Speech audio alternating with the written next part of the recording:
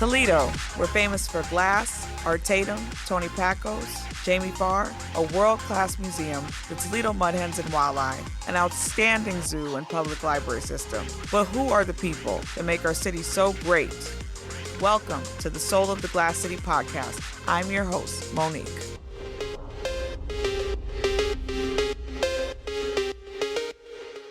I am so excited to announce that I have Robert Pasker, Rob P. in the place to be on my podcast. Hey. Introduce yourself. Yes. My name is Rob Pasker, broker owner of Pasker Real Estate, founding president of the Greater Toledo Realtors Association, and I love Toledo, and I do what I can to open doors for people to live their best life and pursue their purposes. That sounds deep. Did you grow up in Toledo? And if so, what part of Toledo did you grow up in? Absolutely. Born and raised in Toledo. I'm from Out Hill. So people that don't know Out Hill, it's like Hill and Richards. Okay. Out that area. So, yes. Okay. And what was that like growing up? You know, I really believe I had a unique experience growing up because I grew up in a neighborhood that had primarily homeowners.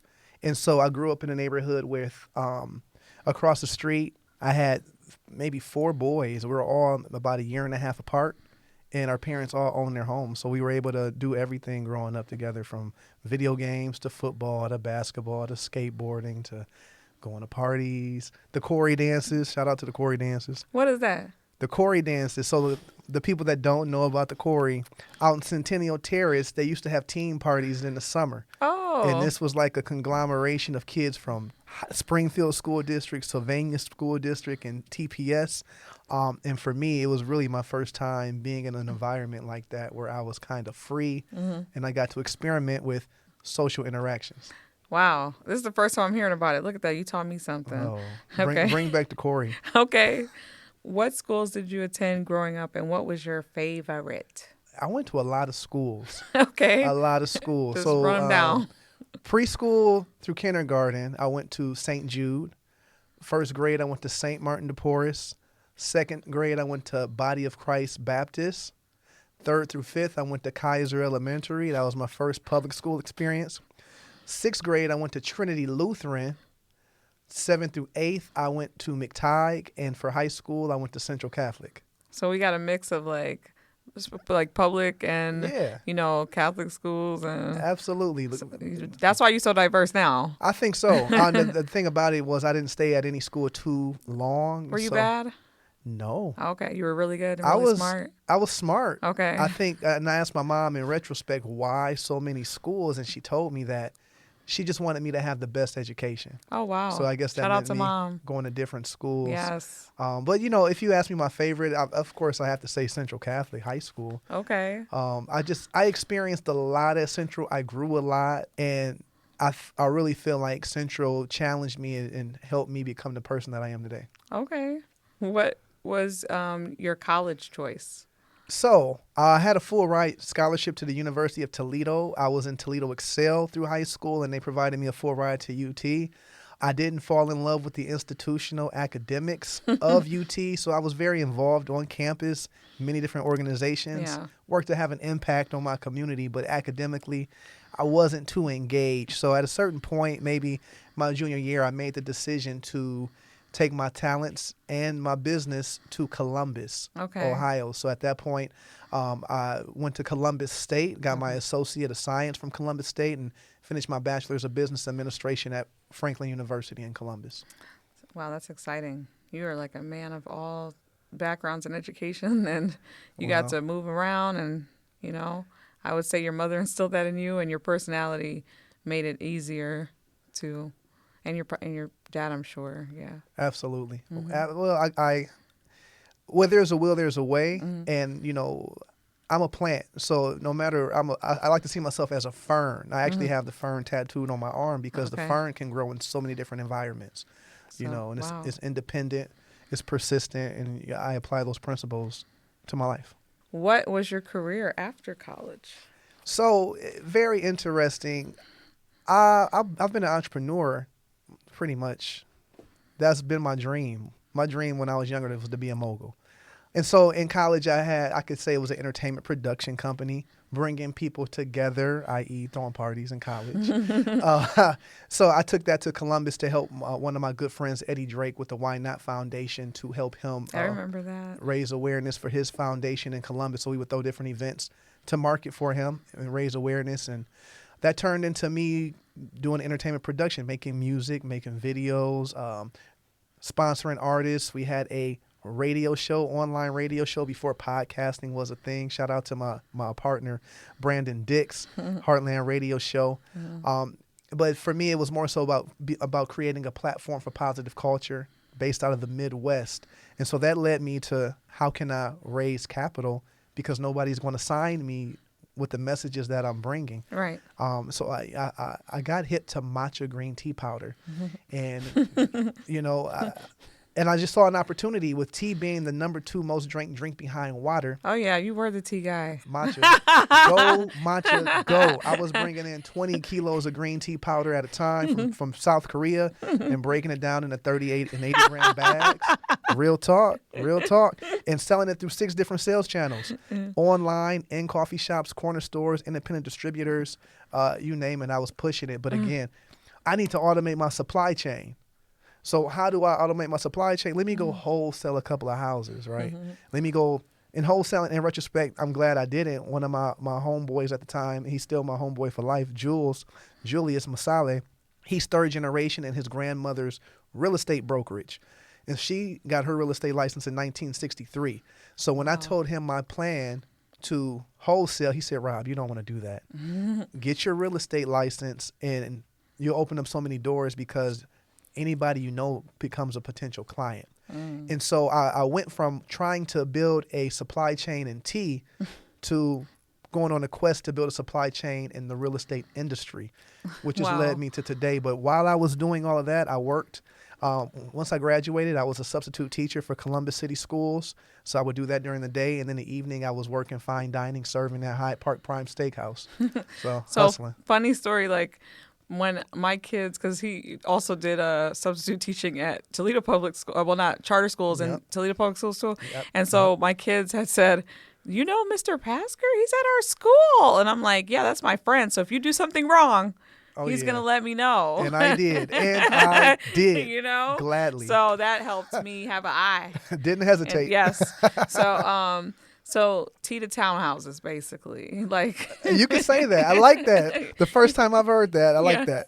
Tell us about your family life. You are a full-time dad and a businessman, but before we talk about what you do now, tell us about your amazing family. Yeah, I'm blessed. You know, wealth comes in many different forms. And, you know, relationships, you can be wealthy with your relationships, and I'm happy to say that I am wealthy. Just familially, I have both of my parents are still living. I have my siblings that I'm proud to have. My older sister, she served over 20 years in the Air Force as an officer. My big brother, he's a RN, worked in the emergency room at St. Anne's for over a decade.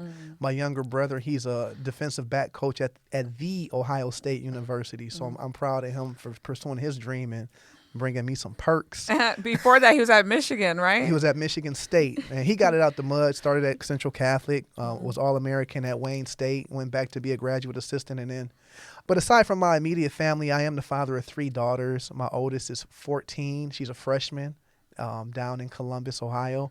And then also have a 9 and an 8-year-old that are here in Toledo. And for me, it's more so about how can I create an environment and opportunities for them to pursue their purpose, their purpose, what they've been made for. How can I create an environment where they can grow into that without societal burdens?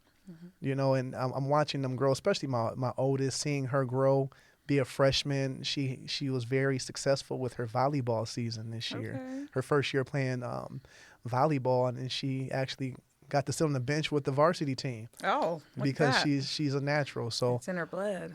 Yeah. Success is in her blood. Yeah. Well, it's the mindset. And if the mindset is right, the rest follows. That's awesome. You have started your own real estate brokerage firm. We're not really going to promote that, but we're going to talk about how you are the youngest to do so. How did you become one of the youngest, and one of 6 or less African American brokers in Northwest Ohio. Congrats, by the way. Thank you. It's a journey. And again, I go back to how I got into real estate. I learned from a family that's been in the business from over 60 years. So I had a unique entry into the business where I didn't just go to a big brokerage. Not one of those people that said, "Oh, I want to get my license and sell houses." No, I got my license because I wanted to build a supply chain. So for me, getting my license was about a bigger purpose than just selling houses. And learning from Mary Lane, somebody that's been licensed since 1963, I was able to get the blueprint and the model for running a independent brokerage from the jump. So I got my license April of 2014, and I immediately moved back to Toledo because I said, if I could do this anywhere in the world, I want to do it where the people that I love are. I want to build something to affect my community. And so to become a broker, you have to have a certain amount of transactions, a certain amount of time in the industry, and a certain level of education. And I was able to do that. Started in 2014, I started my brokerage. My goal was to become a broker before I was the age of 30, because the average real estate broker in Ohio is about 65 years old. So my goal was to become a broker before I was 30, and I passed my broker's test the day before my 30th birthday. Oh, wow. In 2017. Congratulations. That was in 2017. That is amazing. So that was 7 years ago. And since then, I've helped a lot of people, whether it's just transactional or helping people into the industry, and also found pathways to help people in other ways. I'm going through the process right now of becoming a licensed appraiser. And I give a lot of credit to that, to my national organization, the National Association of Real Estate Brokers. With my national involvement, I've been able to see things that I wouldn't see just here in Toledo. And it's one of those things where a person can only aspire to something that they've seen or experienced. And by going to my national events, I've seen people that are 20, 30 years ahead of me have already walked the path that I've walked. So for me, it wasn't hard. It's just more so I'm walking in my purpose. So you mentioned the Greater Toledo Realtors Association, and you are a founding president, right, of that organization. What is that? And then, let me know. I know you mentioned to me when we were talking before about democracy and housing. Absolutely. So the Greater Toledo Realtors Association is a local board of the National Association of Real Estate Brokers. So NARAB was founded in 1947, and it is a offshoot of Booker T. Washington's Negro Business League. Because as you know, the history of redlining and deed restrictions and African-American participation in the real estate industry, there were boundaries that were set, and NARAB has been at the forefront of pushing those boundaries, not just for us, the African-American people, but when you take care of the most marginalized people, it makes it better for everybody. So NARAB has been instrumental in advocating and pursuing for the Fair Voting Rights Act of 1965, Fair Housing Act of 1968, Community Reinvestment Act of 1976. And to this day, we're still advocating and pushing for policies that break down impediments to wealth building through real estate. So, yeah, I founded I got the charter for our local board in 2019. We had 11 founding members here in Northwest Ohio, and it's been 5 years. And I actually just passed the gavel to our new president, Delisa Moore. But in my time, we've grown to over 60 plus members. We've held monthly homebuyer education workshops. We've advocated for different policies, especially with influential organizations that affect real estate decisions in Northwest Ohio. And we've created a platform where these organizations come to us to get an understanding of what is necessary in our community. So I'm also very involved in the Ohio Realtors Association. And so with that being said, I'm the president-elect of the Ohio Realtors Association. Wow, another big accomplishment there. Well, it is simply for the fact that since 1952, when the Ohio Realtors Association was founded, they've never had a president from Toledo, Ohio. Oh, wow. There, look at that. Yeah. You put Toledo on the map in ways more than one. So, yeah, it's a service-based organization, and, it's a blessing because I've learned a lot, and I've been able to help a lot of people through my service. I think you've made many, many people homeowners in Toledo. Yes, yes, multitudes. And another accomplishment to add to this plethora of things that you have done and won, you just recently was awarded the 20 Under 40 award. Now, we've Yes. had some former winners come, but, it's an honor for me to have you here because you're like my brother in a sense. Yes, And so indeed.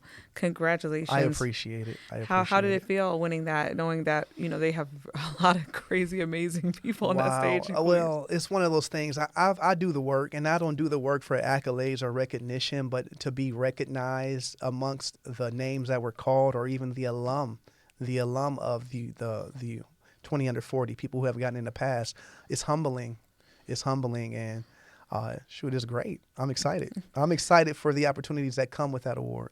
Yeah, I'm very glad. I was nominated also in 2023, so I was shocked, but I didn't think I was going to win because My goodness. I'm like, I didn't accomplish all that, But yeah. So what do you see next for you, for your organizations what do you see coming up? Certainly. I mean, so with my focus, of course, the business is going to be the business, just continuing to help people here in Northwest Ohio achieve homeownership and beyond that.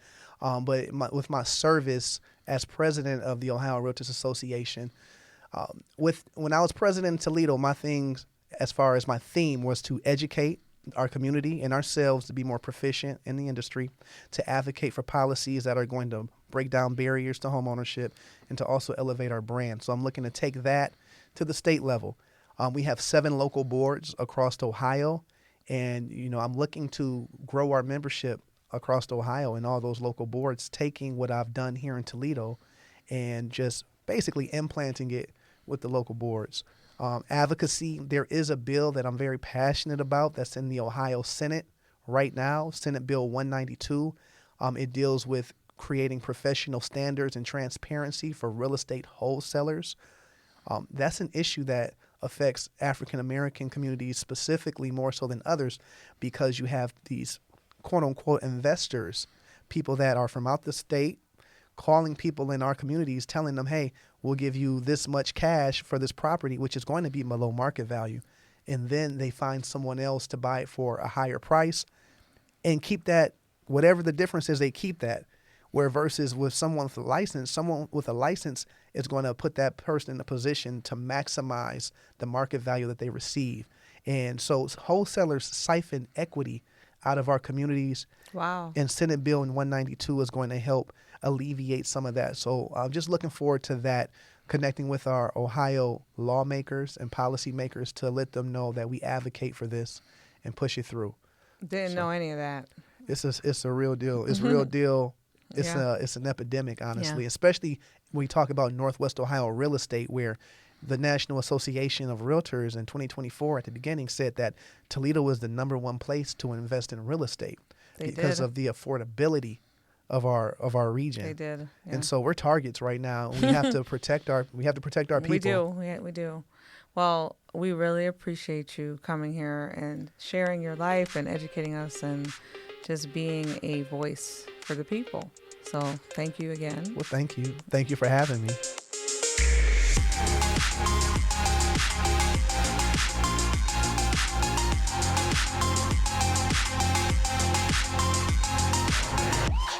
Thank you, everyone, for listening. I'm your host and producer, Monique. My executive producer is Chris Piper. Join me next time for another exciting episode of Soul of the Glass City podcast. For more information, if you have questions or comments, go to wgte.org/soul.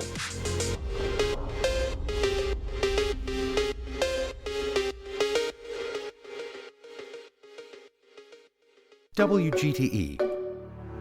Voices around us. WGTE is supported in part by the American Rescue Plan Act funds allocated by the City of Toledo and the Lucas County Commissioners and administered by the Arts Commission.